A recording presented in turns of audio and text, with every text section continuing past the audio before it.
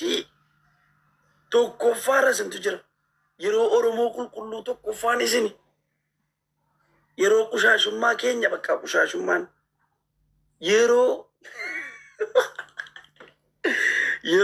yeroo gargaarsaa caffee bishaan irra yaate taatu.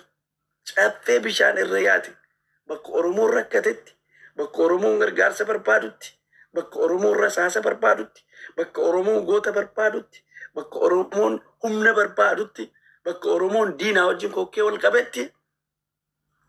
Saree masjiida lixxe isin. Saree masjiida lixxe. Saree masjiida lixxe takkaa guyyaa tokko sin argine hin beenu.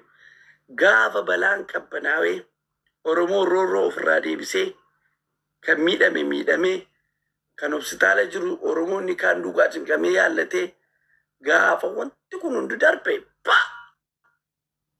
kan diina sana deebise sisini, kan dhukkubsataa sanas wal'aanis sisini, kan roorroo sana deebise sisini, kan isinii hojii wal qixxee ta'e Oromoon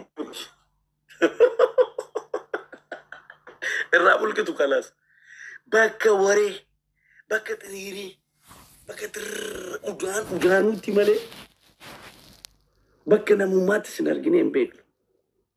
Bakka Oromummaatti sin argine hin beeknu. Si galee ilaala mala 430 deemi faannoo faana galabbatami koonkaa jedhala argitee bakka arrabaatti la nice la mala Oromoo waa hubadhu laalila kottu laalila 430 jedhala kun la deemi faannoo faana galabbatamedha argitee la arraba jala jiru la deemiti mubaarik jala gargaarsa yeroo gargaarsa galgala gargaaru kottu laali komantii sin kennu taaptaappii sin godhu sheerii sin godhu gargaarsa sin godhu ka akkanaa waliin ka akkanaatu Oromoo ta'ee nuti Oromummaa dhabnee sababa waan baay'ee ammala anaan dhingadda faannoo jettamtu anaan dhingadda kuulloo jettee arrabsitu bakka Oromummaa bakka Oromoo miidhame dhaabataa jira malee warri dhingadda Oromoo turan warri dhingadda goota turan warri dhingadda isaa barbaadan Oromummaa namaa kennanii Oromummaa namarraa fuudhan sun caffee bishaan irra yaate ta'an saree masjiida lixxe. Naafidi ragaan barbaada naafidi. Viidiyoo jarri waraaban naafidi. Sagalee jarri ta'an naafidi. Lola jarri irratti hirmaatan naafidi. Gargaarsa jarri godhan naafidi. Barreeffama baruu masmara tokko barreessanii jarri walloof sagalee ta'an naafidi. Hin jiran. Sagalee. Hajiraatu ijoolleen Kaayiroo. Wallaahi hajiraatu. Hajiraatu jarra akka Aslii, jarra akka Mubaarik si galee. Hajiraatu baga uummanni Oromoo leencaa miti giiftii miiliyoonaan itti gadhiise si galee. Warri nuti waggaa meeqa qallabaa muka jalatti nyaachisaa obaasaa hidhachiisaa turre maal goote? Maal goote? Kun osoo kubsatee hospitaala jiru hiriyoota keenya deemanii wallaanaa jiru. Si galee isa lolarra jiru immoo nuti rasaasa bitaa jiraas ta'ee kun maal gootan gaafa Oromoo qooduu, gaafa Oromoo jiskuu, gaafa Oromoo balleessuu, gaafa Oromoo kutaadhaan qooduu nambar waanii isin gootummaa sanii malee gootummaa kaanii isin irratti argine hin beeknu. Meennu gootummaa isa kaanii. Si galee gootummaa sanaa isin irratti argine hin beeknu. Sagaxoota 430 itti barreeffattu ajjala deemtee fagaara haara keessanii. 430 maal akka ta'e nuti beeka sirriitti si galee. 430 jettu kanas nuti jaaree, nuti gargaaraa ture, nuti gadhaabe si galee. Garuu kan nuti barbaannu Oromummaan nuti barbaannu sa'a kanatti Oromoo kutaadhaan qoodu. Oromoo ana malee Oromoon hin jiru. Fakkeenyaaf amma warri 430 yeroo darbe anarraa Oromummaa mulqutee faannoo na gootee intini sababa kiyyallee gandan keessatti dhaladhallee gandan keessatti dhaladhe fayyaa arrabsaa turte. Meera ijoollettiidhuma sanan barbaadean. Ijoollettiidhuma sanan barbaadean ijoollettiidhuma dheengadda wallaggaan faa bakka buutee uummata Jimmaa arrabsaa turte ijoolleedhuma sana naaf fida piliis bannaataa jechuudha. Mee gargaarsa jarri godhan. Mee sagalee walloof jarri ta'an. Mee أنا أورموما كان بيكو لا فكينيا أورموما كان بيكو أورموما كان بيكو فكينيا أورموما ناني بيكو أورمو غاف إني بها إني ديا إني كابا إني كبا واتو كتب الرت دياتي وان كابون الرت ولين إرباتو أورموما كان جرى كنابر كان جرى كنا إلى أما فكينيا ساعتي أورمو لولا كيسا جرو إنجران ساعتي أورمو غرغاس برباد إنجران ساعتي أورمو رساسة وفركا كبان اللين كنن أورمو لو برساعتي كنا رساسة برباد نهلا جرو موتمان بيا بلشبر أورمو لو تيف رساسة بدنا نجلان جرو رساسة يسنا ما أورمو لو غرغاتا نجتشان جرو بر هذا موتما كيك تنولين جيسانو هذا موتما كيك تنولين موتما نسين كيك تنجولين مكلاكيانو إرجع جتشول ummata sana waliin dhabama taatee dachii walloo sana kabachiisaa jirti ijoolleen makkalaakiyaan jechuudha. Makkalaakiyaan isin akka bineensaatti ilaaltan.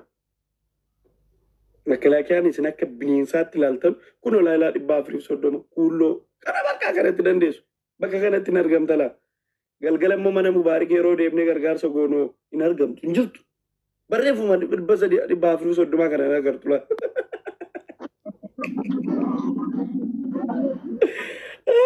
Barreeffama kana nagartu brother.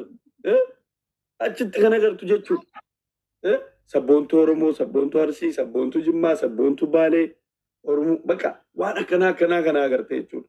Si galee hin jirtu. 430 warri jettu miidiyaa kana irra jirtu. Ani maqaadhuma waraana bilisummaa Oromoo nyaachuudhaaf waraana bilisummaa Oromoo maqaa xureessuudhaaf 430 W30 kana barreeffattee maariif dhugaa rabbi.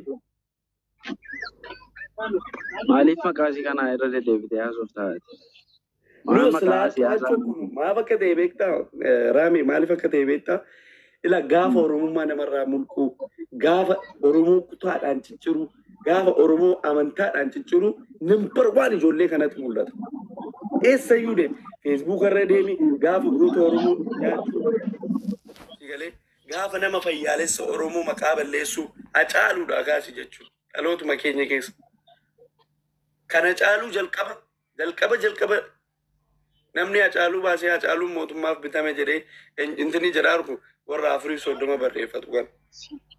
Gaafa kan marataa ture jira.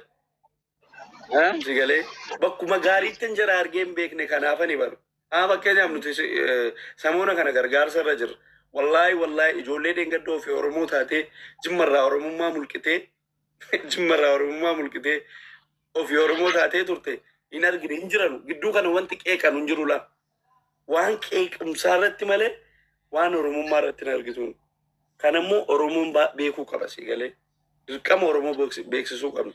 Indooma hojii godhannee nuti tiktaakaroonni Oromoo warra akkasii kana irratti hin hojjenna viidiyoo.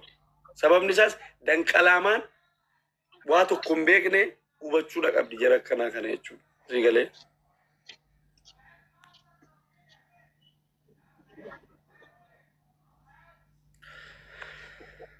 At the end of the day, taayiroodhaaf boonni dhufee yaada nama jijjiirsiisu. Ofii isaatii dhufee yaada nama jijjiirsiisu yaachiin daree masjida lixxe ta'anis.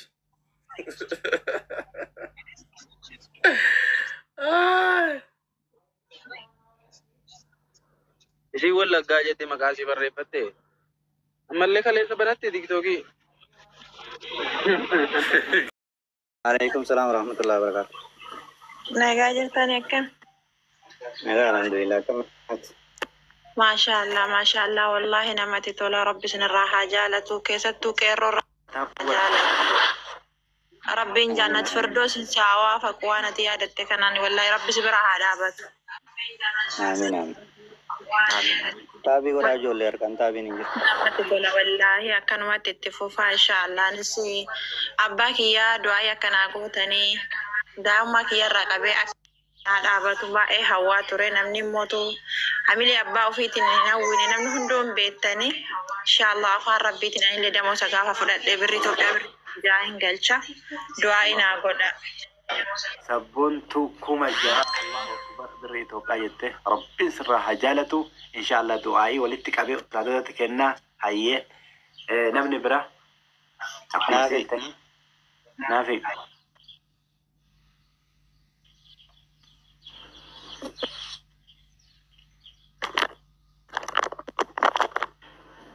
السلام اوكي عليكم ورحمة الله وبركاته. وعليكم السلام ورحمة الله وبركاته. ما شاء الله بليان يا ربي نسن الله